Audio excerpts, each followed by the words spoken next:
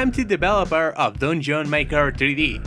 Dungeon Maker 3D is a free tool for map creators, level designers, and game masters, made to help them to make multi-level awesome maps. To start, just select a decoration from the block menu and start building. You can select from a ever-expanding variety of blocks. Rotate them and place them as you want with the C and X keys. When you have your dungeon finished, you can customize it even more. Just open the color picker menu and select a color. Now, to change the color from some block or the floor, just click it while pressing the left Alt key. To change the background color, go to the settings and select the Change Background Color option. If you want a specific object or feature to be added, just message me in Reddit, or even better, post it in the forum.